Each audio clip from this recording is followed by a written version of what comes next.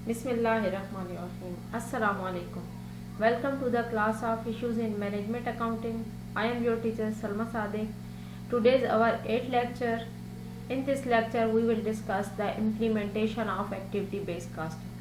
हमने last lecture में discuss किया था एक्टिविटी बेस्ड कास्टिंग, उसी को आगे अब ये है कि उसके इम्प्लीमेंटेशन में कौन कौन से स्टेप फॉलो होते हैं, कैसे उनको इम्प्लीमेंट किया जाता है, कैसे आप रिपोर्टिंग में इसको यूज़ करते हैं और कैसे आप फैक्ट्री ओवरहेड के चार्जेस को एलोकेट करते हो प्रोडक्ट को, इसमें हम ये देखेंगे।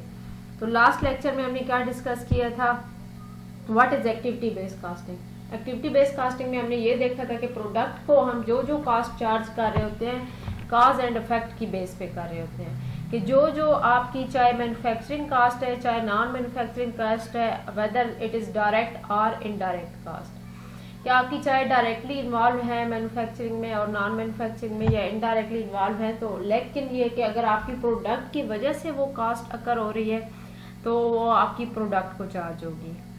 Then we have seen the difference between activity based costing and absorption costing, के आपकी एब्जॉर्प्शन कास्टिंग में आपकी जितनी भी मैन्युफैक्चरिंग कास्ट होती थी, चाहे डायरेक्ट होती थी चाहे इनडायरेक्ट, वो आप प्रोडक्ट को चार्ज करते थे और बाकी नॉन मैन्युफैक्चरिंग कास्ट आपकी पीरियड कास्ट में जाती थी। लेकिन एक्टिविटी बेस्ड कास्टिंग में हमने क्या देखा कि जो हमारी रेलिवेंट कास्ट होती है रेलिवेंट टू प्रोडक्ट, चाहे आपकी manufacturing and non manufacturing cost related to product, वो हम चार्ज करते हैं प्रोडक्ट को, और जो नॉन रिलेटेड कास्ट होती है चाहे वो मैन्युफैक्चरिंग में ही क्यों ना हो कास्ट, कि जो आपकी प्रोडक्ट से रिलेट नहीं कर रही आप उसको इनडायरेक्ट कास्ट या पीरियड कास्ट चार्ज करते हैं। फिर हमने देखा था कि एक्टिविटी बेस्ड कास्टिंग का डिज़ाइन कैसे प्रिपेयर होता है, कैसे ओवरऑल कास्ट में क्या उसके मेथड स्टेप्स थे फॉर, कि आपकी सबसे पहले आती है प्रोडक्ट, देन एक्टिविटीज़ उसमें जो जो इन्वॉल्व होती हैं, फिर आपकी जो रिसोर्सेज यूज होती है, तो वो टोटल उन सबको मिला के आपकी कास्ट बनती है। इसी टॉपिक को हम थोड़ा सा आगे फर्दर डिटेल में देखते हैं कि आपके implementation of activity based casting में कौन कौन से स्टेप फॉलो हो रहे हैं। तो सबसे पहले हमने क्या करना होता है, defined activities, activity cost pool and activity measures, कि कौन कौन सी एक्टिविटीज़ जो हैं जिनकी कास्ट हमने एलोकेट करनी है और किस एक्टिविटी को करनी है, किस तरह उनके कास्ट पूल्स बनेंगे और कौन सा एक्टिविटी मेजर यूज़ करते हुए। अब एक्टिविटी मेजर में हमने देखा था कि कौन सी हम बेस यूज़ कर रहे हैं, चाहे वो ट्रांजैक्शन बेस है या फिर ये कि आपकी ड्यूरेशन बेस है। Assigning overhead cost to activity cost pool, कि आपने फिर कास्ट जो ओवरहेड कास्ट होती है वो उन कास्ट पूल्स को असाइन करनी है। कैलकुलेट एक्टिविटी रेट्स हम कैलकुलेट करेंगे। उसके बाद आता है कि जो उन एक्टिविटी रेट्स को अप्लाई करते हुए हमने ओवरऑल कास्ट कैलकुलेट करनी है, और फिर प्रिपेयर मैनेजमेंट रिपोर्ट्स, के मैनेजमेंट रिपोर्ट्स कैसे प्रिपेयर होंगी। सबसे पहला हमारा स्टेप है कि डिफाइन एक्टिविटीज़, हम एक्टिविटीज़ कैसे डिफाइन करेंगे। जो सबसे मेन काम है और आपकी इसमें ज़्यादा यूज़ होगा और डिफ़िकल्ट टास्क है कि आपने आइडेंटिफाई करनी है एक्टिविटीज़, कि कौन सी एक्टिविटीज़ की कास्ट कौन से पूल को चार्ज की जाएगी, कैसे हमने किस किस एक्टिविटी की किसको डाइवर्ट करनी है। Identify the activities that will form the foundation for the system, उन एक्टिविटीज़ को हमने आइडेंटिफाई करना है कि जो इस सिस्टम को इम्प्लीमेंट करने में हमारी हेल्पफुल होंगी, प्रोवाइड करेंगी बेसिस। ये आपका बहुत ही टाइम कंज्यूमिंग और ग्रेट डील ऑफ जजमेंट इसमें यूज़ होती है, लेकिन ये है कि ये स्टेप होगा तो ये क्या कि ये आपकी एक प्लानिंग की स्टेज है, कि आपने प्लानिंग कर ली तो उसके बाद फर्दर प्रोसीजर्स आपके इसके बाद आएंगे, कि सबसे पहली स्टेज आपकी आती है प्लानिंग की। तो ये है कि आपने आइडेंटिफाई करना है एक्टिविटीज़ को। अब आइडेंटिफाई करने के लिए कौन सी टेक्निक्स यूज़ की जाती हैं, इंटरव्यू। आप डायरेक्ट एम्प्लॉइज़ को जाके इंटरव्यू करते हो कि ओवरहेड में जो कास्ट है वो कौन कौन सी एक्टिविटीज़ पे यूज़ हो रही है, सबसे ज़्यादा कौन सी एक्टिविटीज़ पे कितना परसेंटेज काम हो रहा है। आप एक्टिविटीज़ को according to percentage, according to order size, according to customer design वगैरह कर सकते हो क्लासीफाई, कि कौन सी एक्टिविटी की कास्ट कहाँ पे जा रही है, कैसे आपने उस कास्ट को असाइन करना है। अब जो इंटरव्यू करोगे आप, लॉट ऑफ एक्टिविटीज़ आपके पास आएंगी, एक लिस्ट ऑफ एक्टिविटीज़ आपके पास आ जाएंगी कि यही एक्टिविटीज़ परफॉर्म हो रही है फैक्ट्री में, ये कास्ट हमने ऐसे असाइन करनी है। तो अब क्या है कि वो लंबी लिस्ट होगी। अब ये कि वो आपको एक ऑथेंटिक सोर्स तो प्रोवाइड कर रहा है कि आप किस तरह करेक्टली वो कास्ट एलोकेट कर सकते हो, लेकिन ये है कि आप इतने ज़्यादा हेड्स में नहीं जा सकते। आप अगर इतने ज़्यादा हेड्स बनाएंगे तो वो एक डिटेल्ड शीट बन जाएगी, और दूसरा ये है कि वो टाइम कंज्यूमिंग भी होगी और आपकी कास्ट भी ज़्यादा इन्वॉल्व होगी। तो आप क्या करते हो कि उन एक्टिविटीज़ को कंबाइन करते हो कि जो सिमिलियर एक्टिविटीज़ होंगी कि अब डिफरेंट एम्प्लॉयज़ के डिफरेंट रिस्पॉन्स आए हैं, तो कुछ उसमें जितने सिमिलियर्स होंगे कि जो रिलेटेड टू आपके यूनिट लेवल हैं, जो आपके रेलिवेंट टू प्रोडक्ट लेवल है या कस्टमर लेवल है, तो जिस तरह वो जिस लेवल में आपकी लाइक आ रही होंगी वो एक्टिविटीज़ आप उनको कैटेगराइज उसी तरह करोगे, उन्हीं की बेस पे आप उनको कास्ट एलोकेट करोगे। अब ये जिस तरह ये डिफरेंट स्टेप्स यूज़ होते हैं कि कस्टमर आर्डर। अब इसमें क्या होता है कि कस्टमर आर्डर्स में आपकी यूज़ हो रहे हैं कि नंबर ऑफ कस्टमर्स आर्डर, कि कितने आपके कस्टमर्स आर्डर आए हैं, कितनी उनमें ट्रांजैक्शन यूज़ हुई है, कैसे आपने उनकी बिलिंग की है, कैसे आपने उनकी डॉक्यूमेंटेशन की है, कैसे उनके डॉक्यूमेंट्स प्रिपेयर किए हैं। तो ये आपका आता है कि बैच लेवल में आपकी जो बैच लेवल एक्टिविटीज़ हमने फर्स्ट लेक्चर में डिस्कस की थी कि बैच लेवल एक्टिविटीज़ में क्या होता है कि आपके कस्टमर ऑर्डर प्लेस करता है, तो उससे लेके जो कस्टमर को ऑर्डर डिलीवर करने तक एक्टिविटीज़ आती हैं वो आपकी बैच लेवल में आती है। वो ऑर्डर आपका 1 यूनिट का भी हो सकता है और 100 यूनिट्स का भी हो सकता है। तो ये है कि कस्टमर ऑर्डर में आपकी activities related to batch level होंगी। उसमें आपने देखना है कि कितनी आपकी ट्रांजैक्शन कास्ट आ रही है, किस तरह आप कस्टमर्स को बिलिंग कर रहे हो, वो सारे स्टेप्स आएंगे। देन प्रोडक्ट डिज़ाइन में आपका डिपेंड करता है कि आपके नंबर ऑफ डिज़ाइंस कितने हैं। ये आपकी डिज़ाइन लेवल एक्टिविटी है या प्रोडक्ट लेवल कि आपकी प्रोडक्ट लेवल एक्टिविटी है कि आपके प्रोडक्ट्स आपको किस किस्म की ऑर्डर हुई है, अब उनकी मैन्युफैक्चरिंग में कौन कौन सी एक्टिविटीज़ इन्वॉल्व है, तो ये यहाँ पे मैयर वो यूज़ हो रहा होगा और यहाँ पे प्रोडक्ट लेवल की आपकी एक्टिविटीज़ इन्वॉल्व है। नेक्स्ट आपके पास आता है order size. Order size is related to unit level production कि आप जितने यूनिट प्रोड्यूस करोगे उतनी मशीन आवर्स यूज़ होंगे। अब यहाँ पे ये एक्टिविटी मैयर्स दी हुई है कि आप ऑर्डर साइज की कास्ट एलोकेशन कैसे करोगे, मशीन आवर्स की बेस पे कि जितने यूनिट्स प्रोड्यूस हो रहे हैं उतने मशीन आवर्स यूज़ हो रहे हैं। अब आप ओवरऑल मशीन की कास्ट उन ऑर्डर्स को नहीं चार्ज कर सकते, बल्कि जितने यूनिट प्रोड्यूस हुए हैं और जितनी उस पर कास्ट आई है सिर्फ उतनी ही आप कास्ट उसको एलोकेट करोगे। नेक्स्ट है कस्टमर रिलेशन कि आपके नंबर ऑफ एक्टिव कस्टमर्स कितने हैं, आप कस्टमर्स के साथ कैसे रिलेशन बिल्ड करते हो, क्या लॉयल कस्टमर हैं आपके या आपके सीजनल हैं या कभी कभार वाले।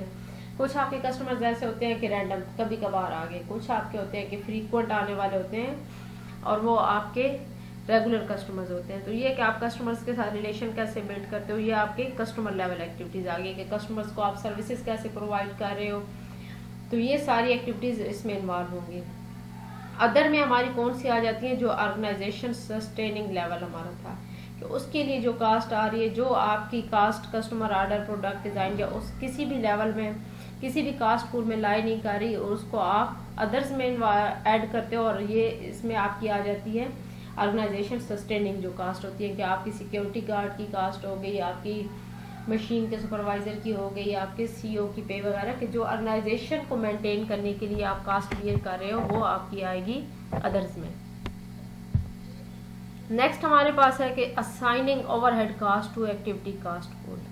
अब जो हमने एक्टिविटी पूल कास्ट पूल्स बना लिए हैं वो ओवरहेड उनको असाइन करने हैं कि ओवरहेड कास्ट हमने कैसे कैसे असाइन किए हैं। तो ये सबसे पहले assigning cost to activity cost pool that is called first stage allocation the cross functional employee interview. अब जो हमने एम्प्लॉयज से इंटरव्यू किए थे उससे हमें जो डाटा कलेक्ट हुआ उसकी बेस पे अब फर्स्ट स्टेज एलोकेशन में क्या होता है कि फर्स्ट टाइम हमने उनको कैटेगराइज करना है कि कौन सी कास्ट किस हेड में जाएगी। ये जो मेनली हमने डाटा उठाया हुआ है ये हमने डिफरेंट डिपार्टमेंट्स का उठाया हुआ है, प्रोडक्शन डिपार्टमेंट का, तो उसमें आपकी कौन कौन सी कास्ट किस किस हेड में बियर हो रही है कि इनडायरेक्ट फैक्ट्री वेजेस है, फैक्ट्री इक्विपमेंट है, फैक्ट्री यूटिलिटीज़ है, फैक्ट्री बिल्डिंग लीज है। तो टोटल हमारी जो है 10 लाख कास्ट है। इसी तरह जनरल एंड एडमिनिस्ट्रेटिव डिपार्टमेंट की कितनी कास्ट है, टोटल 5,10,000 है। उसमें एडमिनिस्ट्रेटिव वेजेस सैलरीज हैं, ऑफिस इक्विपमेंट डिप्रिसिएशन है, एडमिनिस्ट्रेशन बिल्डिंग लीज है, मार्केटिंग डिपार्टमेंट की इसी तरह ये आपकी 3 लाख। तो टोटल आपकी 18,10,000 जो कास्ट है वो आपने डिफरेंट एक्टिविटी कास्ट पूल्स को चार्ज करनी है। उनको हम चार्ज कैसे करेंगे, उसके लिए डिफरेंट मेथड यूज होते हैं। अब indirect factory workers allocated 25% cost. अब जो कास्ट आपने फैक्ट्री की चार्ज करनी है वो आप फैक्ट्री, पहले तो ये कि एम्प्लॉयज को इंटरव्यू किए तो हमने कास्ट पूल्स बनाए। अब फैक्ट्री की मशीन की कास्ट है जो हमने चार्ज करनी है, उसके लिए हमें may be second time interview करना पड़े, फैक्ट्री के मशीन के सुपरवाइजर से का इंटरव्यू करना पड़े कि आपकी जो मशीन की प्रोडक्शन है वो किस यूनिट पे कितनी कंज्यूम हुई है, आपकी मशीन का लेवल या आपकी बाकी जो डिफरेंट रिसोर्सेज है फैक्ट्री में वो किस किस यूनिट को, किस प्रोडक्ट को प्रोड्यूस करने के लिए यूज हो रहा है, तो उसके अकॉर्डिंग कास्ट की एलोकेशन करनी है।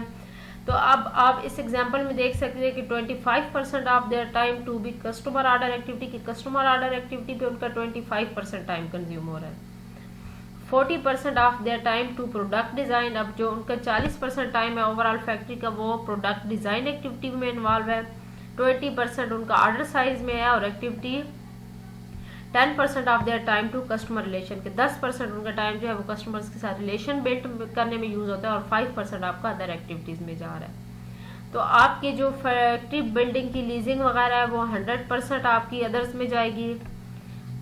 Single production facility it does not plan to contract or expand. The least cost is an unavoidable organization sustaining। अब जो आपकी फैक्ट्री बिल्डिंग की लीज की कास्ट है वो आपकी ना ऑर्डर साइज में आ रही है, ना आपकी कस्टमर रिलेशंस में आ रही है, ना डिजाइन एक्टिविटी में आ रही है, तो क्या है कि आप उसको अदर्स में डालोगे। आपकी जो है ये ऑर्गेनाइजेशन है वो एक ही प्रोडक्ट में डील कर रही है, एक ही ना और एक ही लेवल पे मेंटेन कर रही है, ना उसको कॉन्ट्रैक्ट कर रही है ना उसको एक्सपेंड कर रही है। तो ये है कि आपकी ये 100% जो बिल्डिंग लीज की कास्ट है ये आपकी जाएगी अदर्स में। यहाँ हम देख सकते हैं कि आपने कैसे कैसे एलोकेशन की थी कि आपकी अब जो इनडायरेक्ट फैक्ट्री वेजेस 100% थी उसका 20% कस्टमर ऑर्डर में गया, बाकी प्रोडक्ट डिजाइन में 40% गया, ऑर्डर साइज में 20%, 10% कस्टमर रिलेशंस बिल्ड करने में और 5% अदर्स में। इसी तरह फैक्ट्री इक्विपमेंट की जो डेप्रिसिएशन थी वो 20% कस्टमर ऑर्डर को गई, 60% ऑर्डर साइज में। अब उसका फैक्ट्री इक्विपमेंट डेप्रिसिएशन में प्रोडक्ट डिजाइन की कोई इन्वॉल्वमेंट नहीं है। इसी तरह 20% आपकी अदर्स में गई। फैक्ट्री यूटिलिटीज क्या हैं कि 10% आपकी प्रोडक्ट डिजाइन में इन्वॉल्व हो रही हैं, 50% आपके ऑर्डर साइज। तो इस तरह ये कि आप सेकंड स्टेज इसको कह सकते हो या आपकी ये कि सेकंड टाइम जो आप इंटरव्यू करते हो उसके अकॉर्डिंगली आप अपने टोटल जो एक्सपेंस हैं फैक्ट्री के उनके परसेंटेज कि कितना टाइम किस एक्टिविटी में इन्वॉल्व हो रहा है, कहाँ पे वो या ज़्यादा यूज या कम ज़्यादा यूज हो रहा है। तो ये कि जितनी परसेंटेज आपकी उनकी यूजेज की होगी उसके अकॉर्डिंगली ये परसेंटेज एलोकेट की जाएंगी कि 100% अगर एक्सपेंस हैं तो कितने कितने परसेंट कहाँ कहाँ कंज्यूम हो रहे हैं। तो सब इन एक्सपेंसेस की हम देख सकते हैं कि परसेंटेज हमें related to their cost pools assign कर दी है। यहाँ पे एक्सपेंस की डिस्ट्रीब्यूशन है कि टोटल अगर 5 लाख एक्सपेंस है तो उनका 25% 1,25,000 कस्टमर ऑर्डर को चला गया, प्रोडक्ट डिज़ाइन को बाकी 2 लाख चला गया, 1 लाख आपका ऑर्डर साइज में चला गया, 50,000 कस्टमर रिलेशन में और 25,000 अदर्स में। तो ओवरऑल जितने भी एक्सपेंस थे जो हमने फर्स्ट इलिस्ट्रेशन में देखे थे कि 18,10,000 टोटल इन एक्सपेंसेस को मिला के हमारे 18,10,000 बने थे। तो वो किस किस तरह, अब कस्टमर ऑर्डर का कितना एक्सपेंस है उसमें 3,20,000, उसमें सब कैटेगरीज शामिल हैं। प्रोडक्ट डिज़ाइन के टोटल कितने हैं 2,50,000, उसमें प्रोडक्शन डिपार्टमेंट के एक्सपेंस भी शामिल हैं, जनरल एडमिनिस्ट्रेटिव डिपार्टमेंट के भी और मार्केटिंग डिपार्टमेंट के भी। इसी तरह ऑर्डर साइज के 3,80,000 बन गए और कस्टमर रिलेशन के 3,67,000 और सबसे ज़्यादा जो हमारे एक्सपेंस है वो ऑर्गेनाइजेशन सस्टेनिंग के एक्सपेंस है जो हमने अदर्स कैटेगरी में डाले हैं 4,90,500। तो टोटल हमारी कास्ट कितनी हो गई 18,10,000। अब क्या है कि हमने कास्ट पूल भी बना ली है, असाइन कर ली कास्ट टू कास्ट पूल्स। तो इसके बाद हमारा क्या आएगा, कैलकुलेट द एक्टिविटी रेट। अब हमने एक्टिविटी रेट कैलकुलेट करने हैं। एग्जाम्पल ये है कि classic brass ABC teams determine activity level for each activity के। अब 1000 कस्टमर ऑर्डर्स हैं, 200 न्यू डिज़ाइन है, 20,000 मशीन आवर्स हैं और 100 कस्टमर्स रिलेशन एक्टिविटीज़ हैं। इनकी बेस पे जो हमने पीछे एलोकेशन बेसिस देखी थी, जो हमने रेट्स परसेंटेज कैलकुलेट की थी, उसकी उनको यूज़ करते हुए हम आगे एक्टिविटी रेट कैलकुलेट करते हैं। अब टोटल कास्ट हमारी कस्टमर ऑर्डर की कितनी थी, 3,20,000। जो ओवरऑल यहाँ पे देखें सम आया था कि 3,20,000 हमारी टोटल कस्टमर ऑर्डर की कास्ट थी। उसमें अब क्या है कि 1000 अगर ऑर्डर रिसीव होते हैं तो पर ऑर्डर कितना होगा, 320 कास्ट होगी। प्रोडक्ट डिज़ाइन पे टोटल हमारे एक्सपेंस आ रहे थे 2,52,000, तो 400 अगर डिज़ाइन हो तो 630 पर डिज़ाइन कास्ट होगी। ऑर्डर साइज 3,80,000 है, 20,000 मशीन आवर्स यूज़ हो रहे हैं, तो $19 पर मशीन आवर। कस्टमर रिलेशंस हैं कि 3,67,500 हमारे कस्टमर रिलेशन की कास्ट थी, 250 हमारे टोटल कस्टमर्स हैं, तो 1470 हमारे पर कस्टमर एक्सपेंस आ रहे हैं। वो मार्केटिंग के एक्सपेंस भी हो सकते हैं, कस्टमर्स को हम आफ्टर सेल जो सर्विसेज प्रोवाइड कर रहे हैं वो कास्ट भी हो सकती है, कस्टमर्स को वारंटी क्लेम कर रहे हैं या हम कस्टमर्स को कोई साथ एक्स्ट्रा बोन दे रहे हैं कि बाय वन गेट वन, कुछ डिफरेंट ऑफर्स की सूरत में, तो कस्टमर्स के साथ रिलेशन बिल्ड करने में जो हमारी पर कस्टमर कास्ट आ रही है वो 1470 है। और अदर जो ऑर्गेनाइजेशन सस्टेनिंग कास्ट है वो 4,90,500 है, तो वो हमारी ऑर्गेनाइजेशन की कास्ट है, वो हम किसी और हेड को चार्ज नहीं करेंगे यहाँ पे। ये हमारी सेकंड बेस एलोकेशन कास्ट भी कहलाती है कि अब पहले हमने देखा था कि डायरेक्ट मटेरियल, डायरेक्ट लेबर और शिपिंग कास्ट, वो तो आपकी डायरेक्ट जाएगी कास्ट ऑब्जेक्ट को, या प्रोडक्ट है आपकी, या कस्टमर ऑर्डर है, या कस्टमर्स हैं, किसी ना किसी हेड को वो चार्ज हो रही होगी कास्ट आपकी इनमें से। तो अब ओवरहेड कास्ट क्या है कि जो मैन्युफैक्चरिंग ओवरहेड और नॉन मैन्युफैक्चरिंग ओवरहेड कास्ट है, जो 18,10,000 कास्ट थी, उसको हमने पहले क्या किया, कास्ट पूल्स में डिवाइड किया कि कस्टमर ऑर्डर्स में कितनी थी, प्रोडक्ट डिज़ाइन की कितनी थी, प्रोडक्ट साइज, ऑर्डर साइज की कितनी थी, कस्टमर रिलेशंस की कितनी थी और अदर्स की कितनी थी। अब डायरेक्ट मटेरियल, लेबर और जो शिपिंग कास्ट है वो तो आपकी डायरेक्टली इन्वॉल्व होती है प्रोडक्ट के साथ, वो ट्रेसेबल है। लेकिन आपने FOH की कैसे डिस्ट्रीब्यूशन करनी है, तो वो इस तरह ये है कि आपने उनके एक कास्ट पूल बनाए फर्स्ट स्टेज में। अब सेकंड स्टेज में ये है कि आप ओवरहेड रेट कैलकुलेट किए हैं कि आपका 320 पर ऑर्डर आ रहा है। अब अगर 10 ऑर्डर होंगे तो 320 मल्टीप्लाई बाय 10 कर देंगे, 3200 कास्ट आ जाएगी। इसी तरह हमारी जो पर डिज़ाइन कास्ट चार्ज हो रही है वो 630, तो अगर जितने डिज़ाइन होंगे मल्टीप्लाई करते जाएंगे पर डिज़ाइन के साथ। ये एक हम एवरेज ले रहे होते हैं कितनी कास्ट, ज़रूरी नहीं है कि आपकी हर ऑर्डर पे 320 आए, लेकिन ये है कि इसी के अराउंड आपकी फ्लैक्चुएट कर रही होगी। अगर कोई ऑर्डर आपका बहुत ही आम रूटीन से हट के ना आए तो ये कि आपकी इसी के अराउंड सराउंडिंग में आपकी मूव कर रही होगी कास्ट के 300 किसी पे आ गई, किसी पे 340। तो ये कि अब इतनी फ्लैक्चुएशन अफोर्डेबल होती है। बिल्कुल हम करेक्शन की तरफ जाएंगे तो वो बहुत ज़्यादा टाइम कंज्यूमिंग होगा और वो कास्ट, एक्स्ट्रा कास्ट हमें बियर करनी पड़ेगी उसको मेंटेन करने के लिए। अब फोर्थ स्टेज क्या है कि assigning overhead cost to cost object. पहले अब यहाँ पे ये कि जो हमने कास्ट के ओवरहेड रेट्स कैलकुलेट कर लिए हैं, आपके पास नंबर ऑफ ऑर्डर्स गिवन है, उसके अकॉर्डिंगली हम कास्ट ऑब्जेक्ट को कास्ट असाइन करेंगे। The first step in the implementation of activity based casting is the called second stage allocation. In second stage allocation, activity rates are used to apply overhead cost to product and customer। कि अब आपने activity rates जो calculate किए हैं उनको apply करेंगे overhead cost से product और कस्टमर्स का मार्जिन निकालने के लिए। For each activity cost pool the amount of activity consume by product और customer is multiply by the activity rate to arrive the amount of overhead cost applied to the product और customer.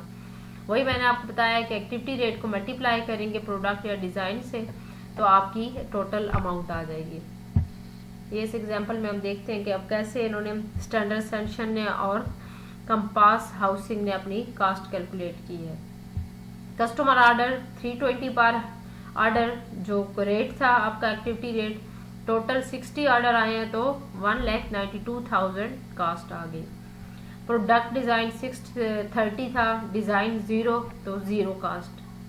आपका order size 19 था और उसका rate क्या था 17,500 तो आपकी 3,32,500 तो टोटल 5,24,500 हमारी स्टैंडर्ड एक्सटेंशन की कास्ट आ गई। इसी तरह आपकी ओवरहेड कास्ट जो कस्टम कंपास हाउसिंग को जाएगी वो है कस्टमर ऑर्डर की 1,28,000। प्रोडक्ट डिज़ाइन, अब वहाँ पे प्रोडक्ट डिज़ाइन 0 था, यहाँ पे प्रोडक्ट डिज़ाइन भी 400 है तो टोटल कास्ट हो गई 2,52,000। 47,500 ऑर्डर साइज हो गया तो टोटल 4,27,500 कस्टम कंपास हाउसिंग की कास्ट हो गई। तो ये टोटल कास्ट कितनी होगी दोनों की मिला के। अब स्टैंडर्ड एक्सटेंशन की कास्ट कितनी थी 5,24,500 और कंपास हाउसिंग की थी 4,27,500 तो टोटल हो गई 9,52,000। तो बाकी जो हमारी कास्ट थी overhead cost not assign to product, अब ये प्रोडक्ट को असाइन नहीं हो रही, ये हमारी कस्टमर रिलेशन की कास्ट है।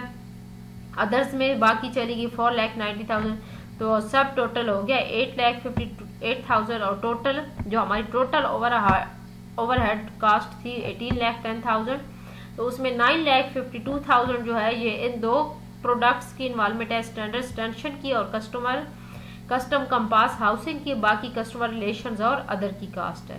तो टोटल हमारी मिला के इस तरह 18,10,000 बन रही है। वो तो हमारी कास्ट थी प्रोडक्ट से रिलेटेड। अब अगर हमने कस्टमर्स के रिलेटेड कास्ट ओवरहेड कैलकुलेट करनी हो, total overhead cost assign to customer, तो वो कैसे कैलकुलेट होगी। अब कस्टमर ऑर्डर हमारे पास 3 आए हैं, 320 मल्टीप्लाई बाय 3 960। प्रोडक्ट डिज़ाइन एक था 630।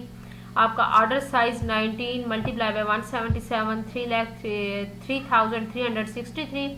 अब यहाँ पे कस्टमर रिलेशन जो पर कस्टमर आपकी चार्ज आ रही थी तो एक कस्टमर पे आपकी 1470 थी तो एक कस्टमर को आपने कितनी चार्ज करनी है 1470 तो टोटल आपकी 6,423 रुपये डॉलर्स आपकी कास्ट चार्ज टू या असाइन टू कस्टमर आएगी। अब ये हमने फर्स्ट स्टेप्स देख लिए। नेक्स्ट हमारा ये है कि लास्ट स्टेप के prepare management reports. Management reports हम कैसे बनाते हैं। Most common management reports prepare with ABC data product and customer profitability report. कि इसमें आप दो किस्म की रिपोर्टिंग कर रहे होते हैं। सबसे पहले तो ये है कि जो ऑर्गेनाइजेशन ABC सिस्टम को फॉलो करती हैं वो दो किस्म के अकाउंटिंग सिस्टम यूज़ कर रही होती है। एक आपका होता है ट्रेडिशनल या अब्सॉर्प्शन कॉस्टिंग मेथड, दूसरा ये है कि आपकी ABC आपका सिर्फ इंटरनल रिपोर्टिंग के लिए यूज़ हो रहा होता है।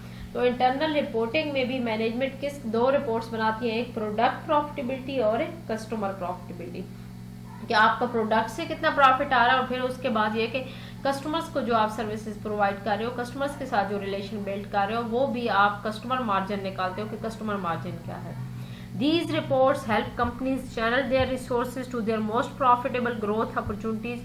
कि इन रिपोर्ट से क्या है कि ऑर्गेनाइजेशंस को या मैनेजमेंट को क्या हेल्पफुल होते हैं कि जिन प्रोडक्ट्स में या जिन कस्टमर्स में उनको ज़्यादा प्रॉफिट के चांसेस होंगी, ज़्यादा अपॉर्चुनिटीज़ होंगी प्रॉफिट की, तो वो उन पे ज़्यादा फोकस करें, अपनी रिसोर्सेज को वहाँ यूटिलाइज करें।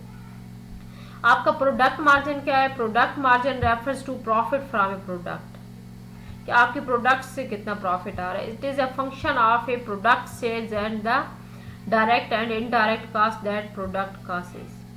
कि आपकी प्रोडक्ट सेल्स में से आप माइनस कर देते हो डायरेक्ट और indirect expenses of the product. और कस्टमर मार्जिन क्या होता है कि amount of profit after deducting the cost associated with the customer services, कि आपकी कस्टमर से रिलेटेड या कस्टमर से एसोसिएटेड जितनी भी कास्ट है उनको माइनस करोगे तो आपका कस्टमर मार्जिन आ जाएगा। ये हमारी है प्रोडक्ट मार्जिन एक्टिविटी।